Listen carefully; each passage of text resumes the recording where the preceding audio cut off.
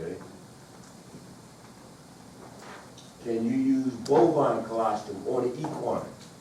Yes, you can. But the half-life of those immunoglobulins is a lot shorter. Right? And there are going to be some things that are specific to equines that it won't have. But if you got nothing else, yes, you can use it. All right, hyperimmune serum that you can get is also going to work. You can bank plasma.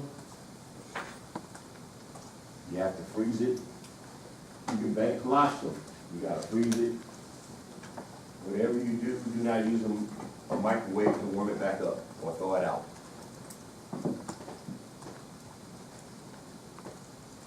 Okay.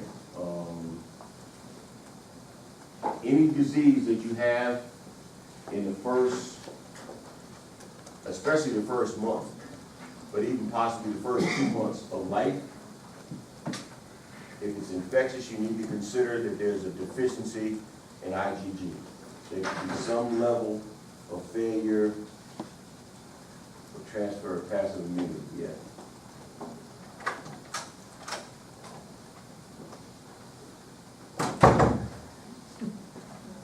Okay. I didn't hear the Tweety bird, that's what I wanted.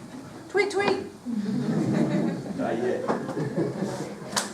Okay. So, moving on, neonatal isole. Right? Two factors that are most important, A and Q. There is such thing as a C factor, but C factor is pretty much uncommon and rare in terms of causing the disease. Remember also there's the donkey factor. When we talk about, reproduction leading to mules, they are basically considered to have asymptomatic neonatal isole.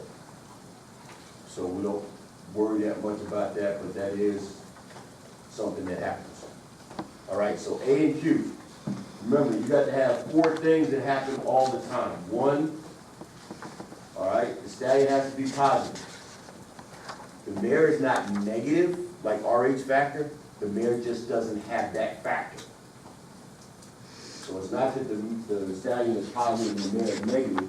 No, the stallion has a factor that the mare doesn't have, and her body looks at that as being foreign. So it creates antibodies, or referred to as alloantibodies.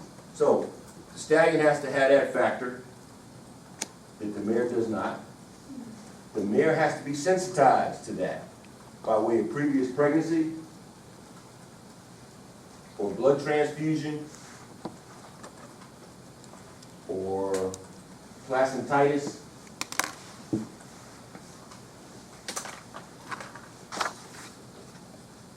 One of those 3, all right? The baby has to inherit the factors that the stallion has. Okay? So in other words, the baby shares that same foreign material that the mare had not been exposed to before. Okay?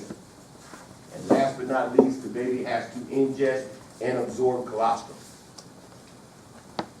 The quality of that colostrum, the quality of that absorption is going to dictate how severe the clinical signs are going to be.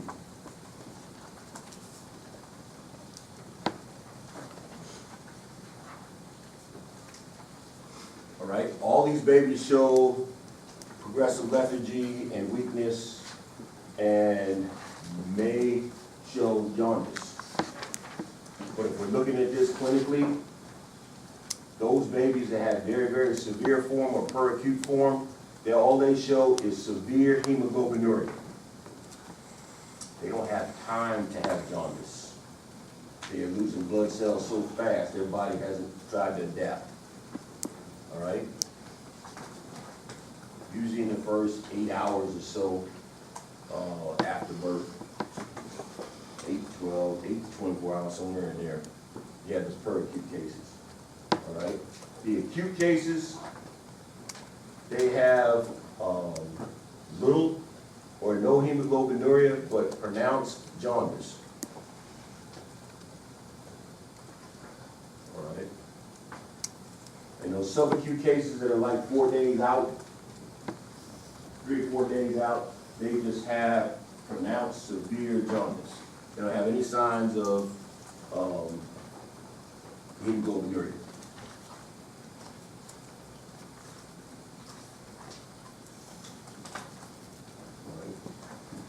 We determine the severity of the disease by looking at the level of red blood cell destruction.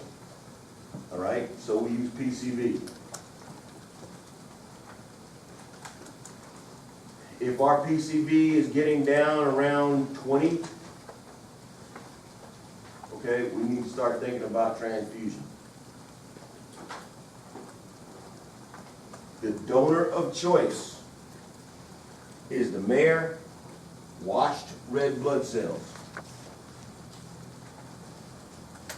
If not the mare, then we want a gelding.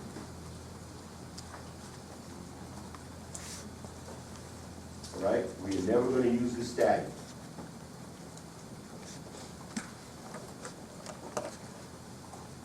Okay. PCV is going to tell us how severe the disease is. It also gives us a prognostic indicator on the likelihood of them making it. Now, if this baby is severely compromised, remember, you got to cover everything else. You got to think about the possibility of prophylactic antibiotics and all that kind of thing, all right, to keep this baby going.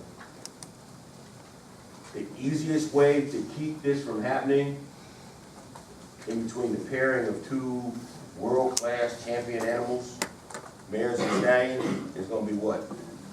If you know that this mare has a history of neonatal lysomes, bring it to this stallion, then what can you do to keep this from happening? Don't let that baby nurse for the first 30 hours. Feed that baby bank colostrum from something that couldn't have been, something wasn't sensitized and all that kind of thing. Okay? Do not separate foal from mother. Muzzle the baby. Keep milking the mare every couple of hours, because in 30 hours she's got to go back and provide milk. Okay, prevention. You can type it, there's a Tweety bird, okay? You can type these animals to find out what the blood types are, where they have the factor. You can do serologic testing by way of Coombs test on the mares to find out the presence of the alloantibodies.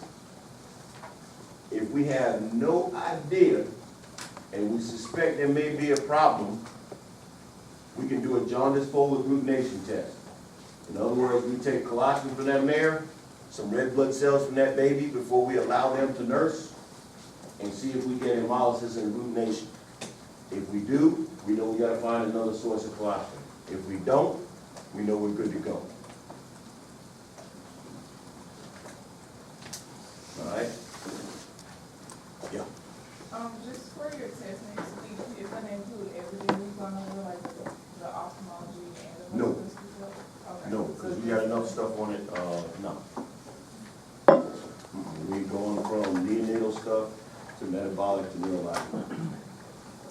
None of that other stuff on it. All right? There you go, to Dr. Lynn is chafing at the bit. Pass on knowledge to y'all.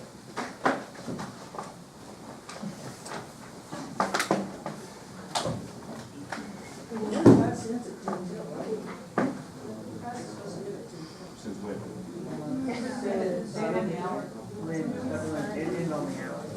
We started 10 after. That's all right. I'm going backwards. But then you